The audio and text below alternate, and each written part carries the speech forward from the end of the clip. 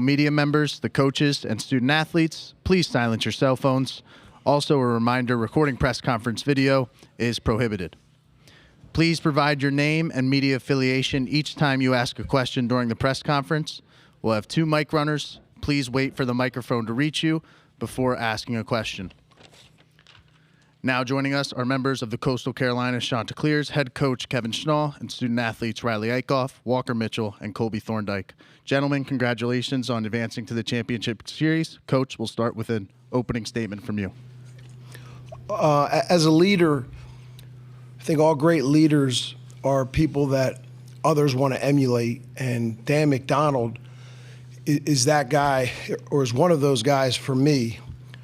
What he did as an assistant coach at Ole Miss, and then the last 19 years as the head coach at Louisville, he's probably one of the most successful head coaches in the country, somebody that I look up to. And to do what we did today versus that team, as well coached as that team is really amazing. You know, the Chanticleers are one of 2 teams in the entire country still playing. And it's incredible, but it's not unbelievable. It's incredible, but it's not unbelievable. And it's not unbelievable because we've got really good players. But the separator is these players are willing to drop I and me for we and us. And when you bring a group of people together with that mentality, this is what can happen. 25 straight now? 26 straight, 56 wins, school record. 176 hit by pitches, NCAA record broke today. Absolute selfless group that did unbelievable things this year. And another reason that we're in this position is because we have an athletic administration that backs our program at the highest level. And what I mean by that is they enabled us to hire an elite coaching staff that would rival any coaching staff in the entire country. They give us the resources to put our players in the best position to become the best players that they can be. And it's an absolute team effort. The last thing that I want to say is the reason that I'm in this position was our former athletic director, Matt Hogue. Back in 1999, I'll never forget the job he did for the recognition I received as a player. He continued to recognize me as a coach, and if it wasn't for him, obviously Coach Gilmore, I would never have been given this job, and I'm forever grateful for him. We'll open it up to questions for the student athletes. Mark Garland, College Baseball Central. This one's for Colby and Walker. Another big first inning for you guys, and you guys just keep seeming to come up with hits in big situations for your team. Talk a little bit about that and the approach you guys have to just come up in those big situations. Yes, well, we always preach scoring first, and anytime you have a chance to score first, you're going to get a bunch of momentum dumped in your dugout. And this time Walker made it easy on me. He didn't make me do it with no runs scored. He went ahead and got 2 runs in for me, so it made it a little easier. But we always preach when bases are loaded, the pressure's on the pitcher. It's not on the hitter. He's got to throw 3 strikes. If he throws 4 balls, then that's a run. So we always preach, pressure's on the pitcher. And when you stick to your approach and you believe that, it makes things easier. Yeah, like he said, with know where the pressure is. Coach Schilling says that to us all the time, and just being able to go up there with a slow heartbeat and get the job done for the boys, it's huge. Noah Bieniek, 11.7. Question for Colby. You're on an incredible tear in the postseason, not just the NCAA tournament, but the Sun Belt Conference tournament as well. You've tallied at least 1 hit, 1 run scored in all but 2 NCAA tournament games. What's your approach like at the plate today? Walk me through the first inning at bat where, an incredible job getting a couple of RBIs across the plate, but, celebration also towards the dugout. We're just, we practice, sticking to an approach. And I think a little bit early in the season, I didn't really have much of an approach, and I'll admit that. But once I figured out what approach worked for me and worked best, and I could stick to it, it makes things a lot easier. And that the celebration is something we've had since, I think, weekend 1. We don't really know where it came from. We just kind of came up with it. So whenever we have a chance to do it, we're going to do it. Mitch Sherman from The Athletic. Riley, you've been on the mound for a lot of those early leads that your team has grabbed. Today was obviously a big one, but what does that do for you as a pitcher to be able to pitch from ahead consistently as you've been doing during this winning streak? If offense goes out there and gives you a big lead, it's big pressure off yourself. You go out there, just do your thing, try and make pitches. I made quite a few pitches today, and the defense made great plays behind me. And without them, the score wouldn't be the same today. They've made a lot of great plays behind me, so grateful for them. You have any more questions for the student athletes? Right here in the blue. Yeah, Riley, just 45 pitches on Friday. I think 98 today, 90-something. I think it was 98.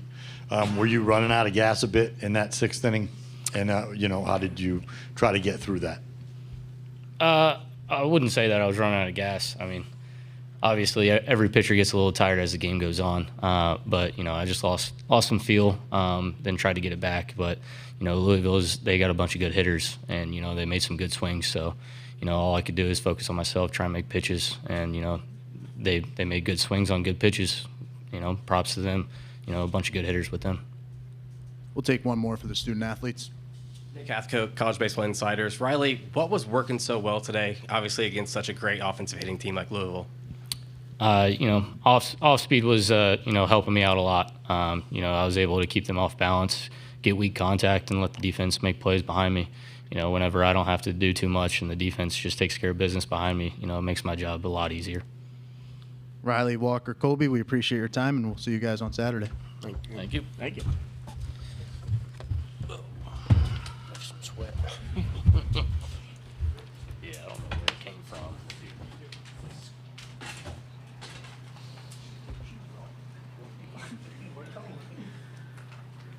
We'll now open it up to questions for Coach. Kendall Rogers, D1 Baseball. Kevin, I was kind of going back to reading Aaron's fall report on you guys. It did not sound like a team, at least from your perspective, that looked like a potential national championship contender at the end of the fall. What did you kind of see from this team in the fall, and what are you kind of seeing now that may be a little different? Well, in the fall, we clearly felt like we were going to have a really good pitching staff. A couple guys were down in the fall, so we knew that they were coming back. But the truth was we just had to figure out. We lost 3 of our 4 top hitters from last year. We lost a Hall of Fame head coach. So we had to kind of figure out who was going to fill, those gaps. And those 3 guys that we lost offensively are tough to replace. Truth be told, Sebastian Alexander stepped up in a big way. I mean, he's got the tools to be a great player. We knew that all along, but he just never really put it together. Now he's batting our 2 hole, and he's done a big job for us to kind of fill some of those production that we had from last year. But I can't say that we felt it was a national championship contender. We knew it was a really good team. We knew it was a championship type team. We were picked 4th in the Sun Belt. No problem. We'll move forward, keep our head down, and keep grinding. And that's what this team did. But we clearly felt like this pitching staff was going to be the best pitching staff we ever had. Noah Bieniek, 11.7. Coach, I was hoping if you could expand on what you said. It's not unbelievable. It's incredible. And for me, what I noticed is it's just a very consistent ball club. Everybody in that lineup got on base today. In the NCAA tournament, 8-0, you've nearly tripled your opponents in run differential in games. Can you just talk about that consistency? Well, it starts with frees. Today we were able to earn 10 frees, 6 walks, 4 hit by pitches. That's where it starts. We've got to earn frees. I thought we ran the bases exceptionally well. It was bang, bang at third. Wells, going first to third on that hit. Tip your hat to their right fielder, but Blake Barthel coming through with that big 2-out hit right there after they got the big inning, something we've done a great job of. I think it's 12 straight games in a row. We haven't given up a big inning. We give up a big inning to Louisville today. And you got to give them credit. They got, they got 2 infield hits that we just couldn't get our glove to, and then they get 2 2-out hits in a row. The bottom of their order got 2 2-out hits in a row to get them that 3rd run. It's a big deal in our program is winning that big inning war. And even though we were up 6-0, all we were talking about was we were up 1-0. We're up 1-0 in the big inning war. And then, Dean Mijo's coming through, getting that big 2-out double to get us that 7th run. Again, that 7 run, that scoring first, winning the big inning war, and getting to 7 are 3 really important parts of our offense. Wilson Moore from the Omaha World Herald. Kevin, you meant with the sheer number of hit by pitches, I'm just wondering, what do you attribute that to? Is that philosophy, approach? What do you attribute the hit by pitches to? Well, they don't eat if they get out of the way. No, we just, it's just something that our guys have bought into. Our guys are obsessed with getting on base. They understand the way you score runs is having guys on base, and any way you can get on base helps our team win. And we got a bunch of humble dogs in that dugout that are willing to do whatever it takes to win, and that's why we're one of 2 teams in the country still playing today. Mitch, Coach, is there any kind of specific parallel that you can draw between this team and the one that you came here with in 2016? That's something that allows these guys not to let the moment get too big? I wish I could give you an answer that you could really take off with, but I can't. No. It's different than the 2016 team. That 2016 lineup was so dangerous, 1 through 9, power, speed, short game. This team is different. This team is more grind, inside game, first to third, little things like that, and they play really high-level defense. Even though we've made 2 outfield errors this week, that's the only errors we've made. We're fielding over 980 here in the postseason, which is pretty tough to do because you're in a lot of pressure situations. We'll take one more question for Coach. Kevin, you kind of spent a lot of time this week talking about the contributions that all these players have had, but just for you personally, like, how has this run been? 26 straight national championship, or playing for one at first year as a head coach. Is it almost like a dream a little bit? It really hasn't hit me yet. I'll be honest. I'm still trying to digest that game. I know we're going to the World Series finals, and whoever wins 2 out of 3 brings home brings home a national championship. So no, it hasn't really hit me yet, because one of my maybe flaws is I'm rarely satisfied. This is satisfying, but I'm not satisfied yet. And, these next 2 days are really critical if we're going to win a national championship.